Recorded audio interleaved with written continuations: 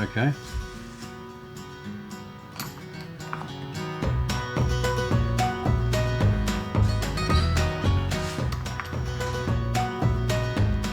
What you call skiving. This is taking the edges off your leather so it'll cut up nice and neat. It's actually a skill. It's very takes a lot of practice.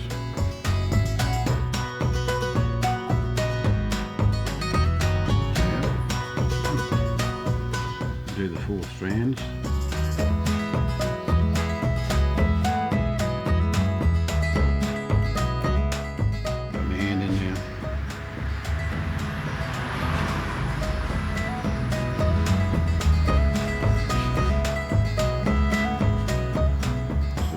Position you have your hands, if you notice where my fingers are, and the best way to practice this is on scrap leather.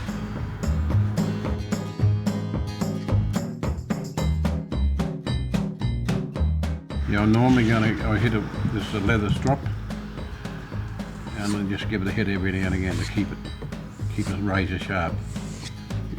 That's most important, a very, very sharp knife. Okay, that's I'll just show you with me. So I've got one finger there, thumb there, pretty well the same position with your knife. Got that? Okay, and then I'll just, that keeps you got, can you see that?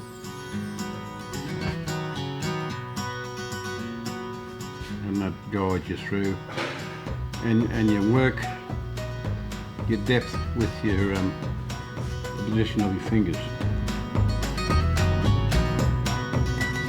I mean, I can work it skive at brewskin. That's how you adjust your fingers to the depth. And what I'm going to do is turn it around and do both sides. Pretty well done. I'll have to do it one strand at a time now.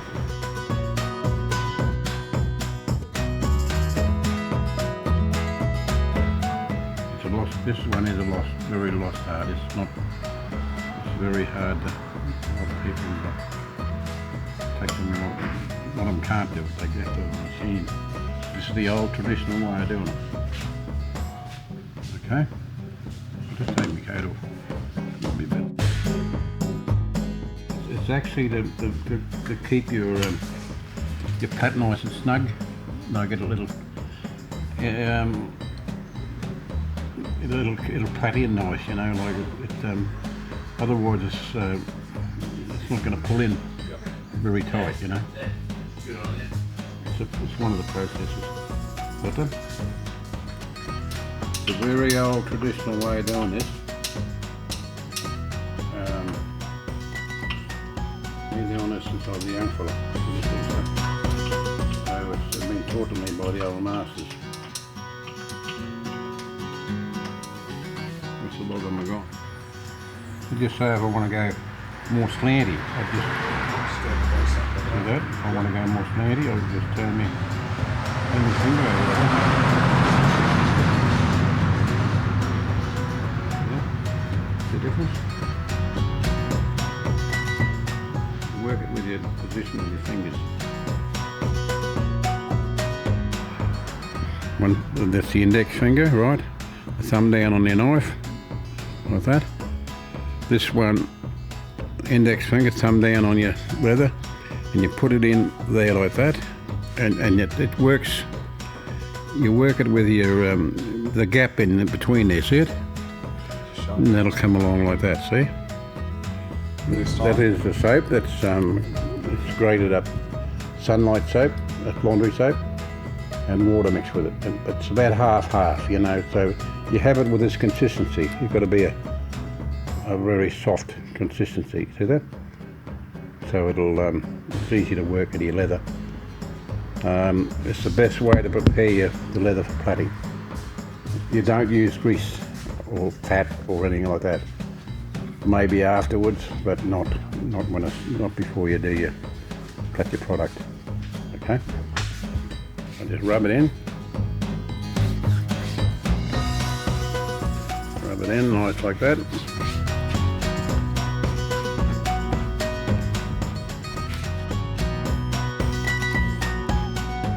This will make it much more easy to plait.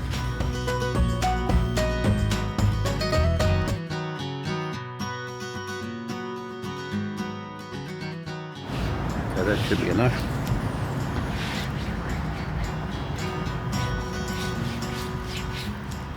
And you'll see the difference there, how it's nice and pliable. See that?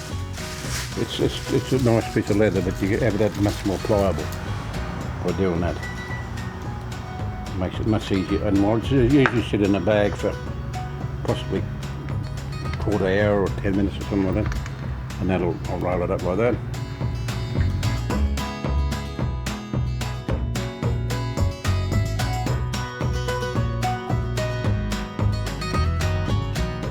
What does the soap do, Bob? Well, that makes it more pliable. Like it's easier to handle, much better to plait. And when I start my plait off, see how I cross it there? I'll cross it there like that, 2 strands. Like that. One over there. So it's more or less like a 3 plait to start with. Okay. And then righto, now I'll take the outside one underneath 2 over 1.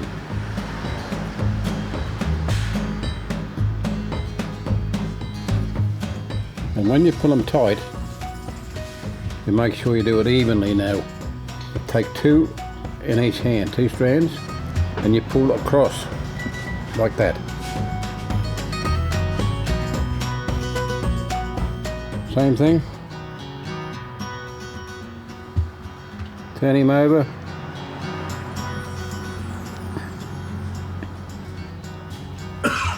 Small is under 2 over 1. And then you tighten. Every time you do that, you tighten it. Okay. Okay, under 2 over 1. You might notice now the high one, the top strand, the high strand, he's the one you go next, each time.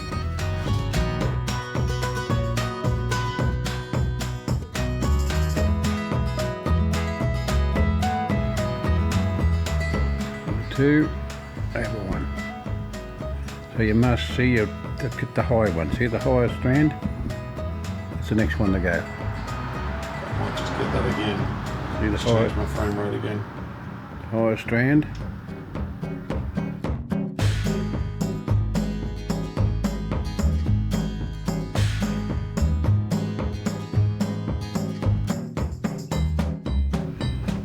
He goes under 2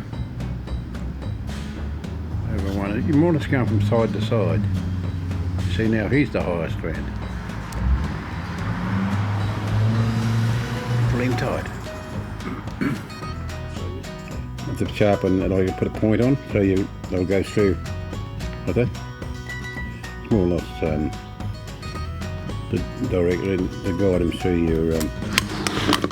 See that nice and nice. Just a good little knife, huh? Yeah.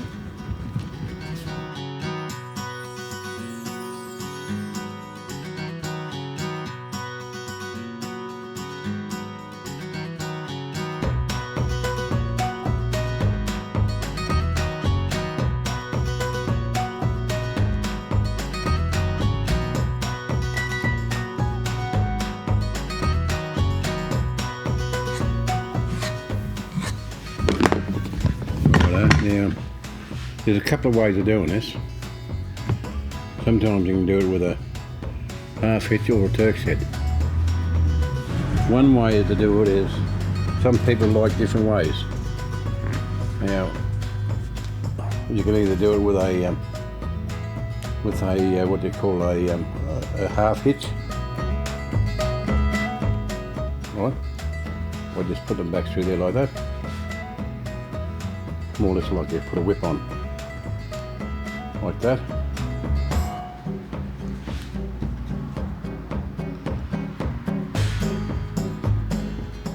keep going right along. And Each end of it, Bob? no, just this end. Yep. Like this, see? You can do it this way or Each another way. strand, I mean. Yeah.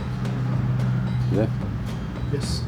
I haven't tightened it up, but No. that is one way of doing it. And that's the last one there through there. Right, that's your 4 strands. So that's one way of doing it, or that's another way. I'll just show you the other way. Right. This way I like doing it because it's more, I don't know, it's the way I'm used to doing it. I do it both ways sometimes, it depends how it is. Righto, now, this is going to be a bit tricky if you get on to it. It's what they call a crown knot or a rose knot, this, or a crown knot. So you take one strand one way,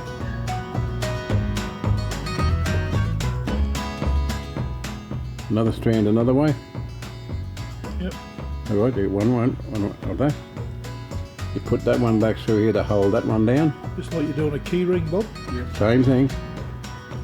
Same deal. And then that one will go back through here. Like that. And then you form a, what they call a crown. Get me? See that? Yep. Got that? Pull him up sort of fairly tight. Not over tight, but just reasonably tight. Now I've got to have a fid, what they call a fid. That's a fid. Most patterns have got a fid. Now if you see how they're running these strands, how they run, up through here. So you can't go back that way, right? See? You're going back the wrong way. You bring it around the way it flows. Yep. Righto? Back up through the middle, where the 4 strands cross.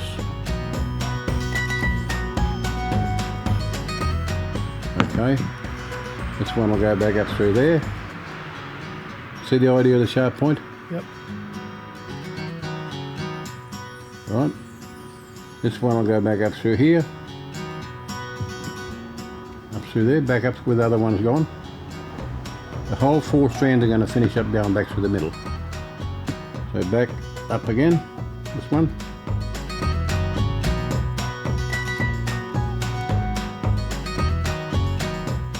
And again,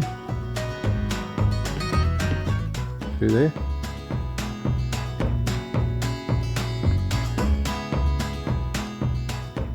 And the last one, this is the one there where they get mixed up. Yeah. Where they go, so see where they cross? Back up through there. Yep. Got that? And you've got a nice little, what they call a rose knot now. You start with a crown and you finish up with a rose knot.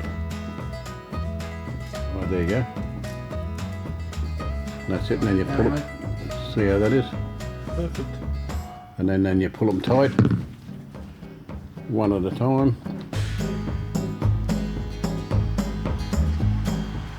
One at a time.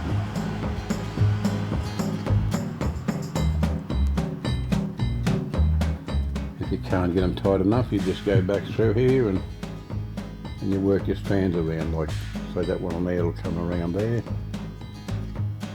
You pull him back up through. Yeah. Same thing there.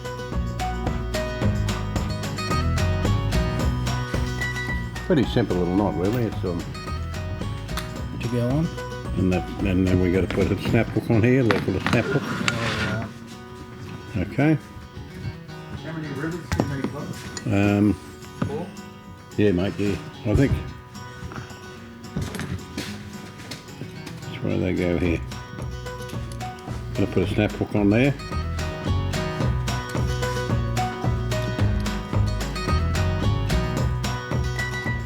Get that over there.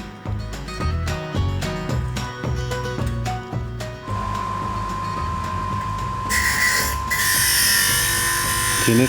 That goes on your bridle bit. That hook's on your bridle bit. The snap hook. Okay, got that?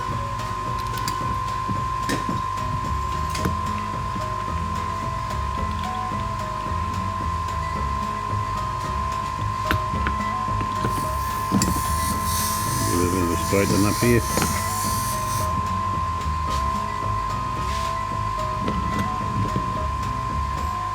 Get the corners off.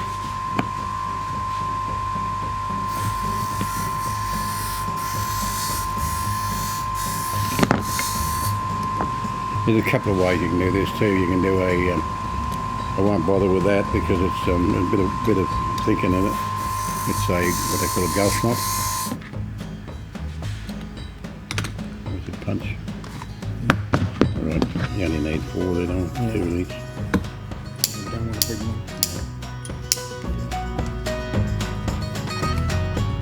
Punch a hole.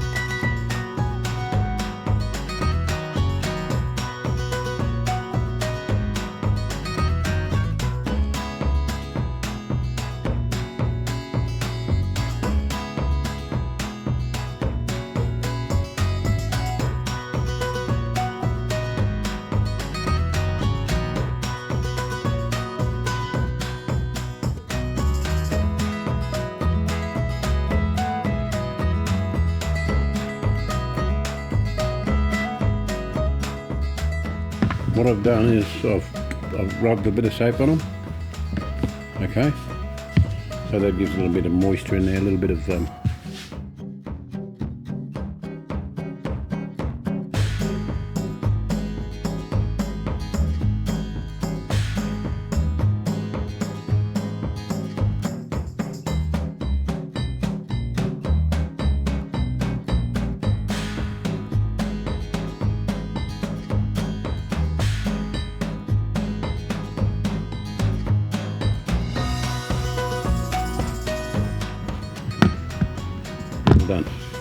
Completed article.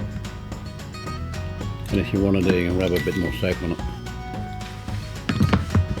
Yeah, so when I started, I just, but it's 4, well, it's 2 pieces folded in half, and then you put them through the clasp, and then you start your 4 plait round. Yeah, so this is just the same plait as what we were doing with the reins before.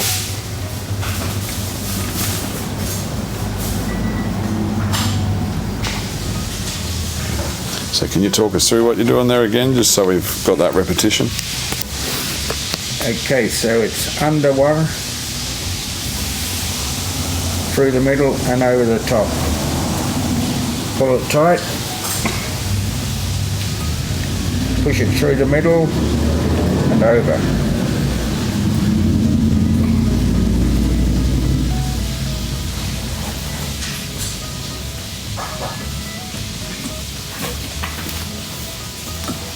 And you always work from the high side. See there, that's the high one. So that goes through, underneath and over.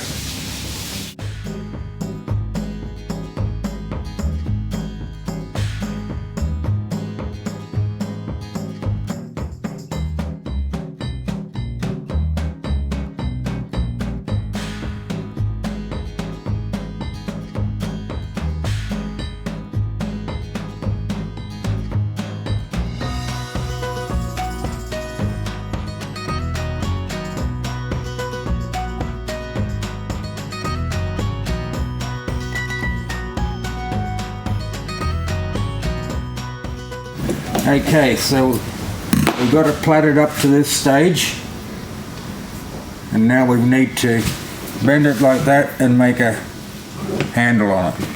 So what we do here is cut these to a point, and you'll see why when I start back plaiting it into the other side. So I want a handle about that big. And if you look here, that one's going to go that way, that one's going to go that way. So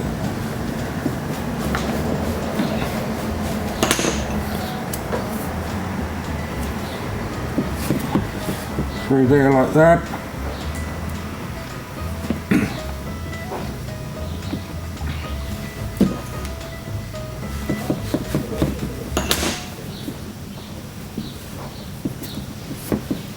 That's two of them.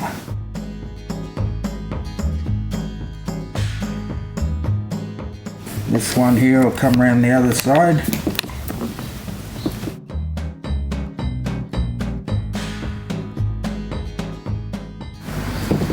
It'll go through there.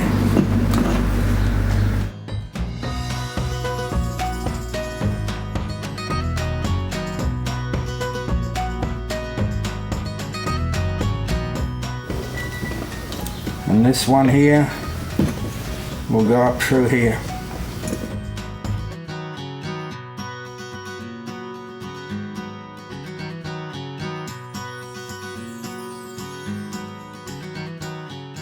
So we've got two going this way and two coming this way. Pull these up tight.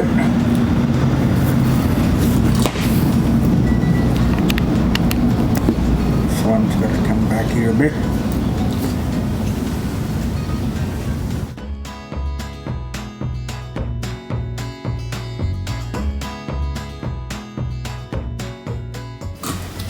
Right, so now you just follow these direct, like that one comes over there, that one goes there, the other two go that way.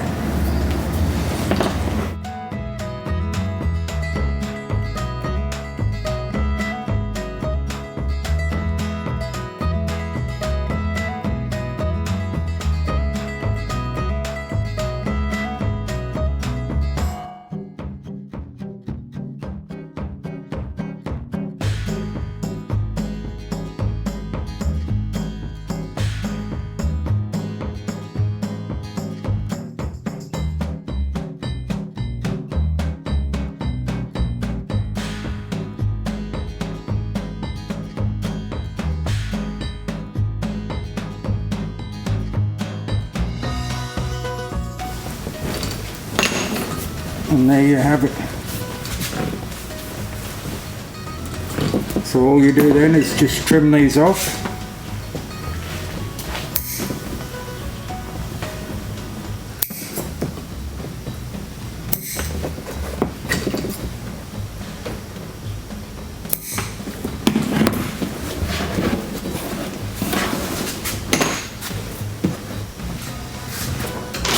And there you have a dog lead.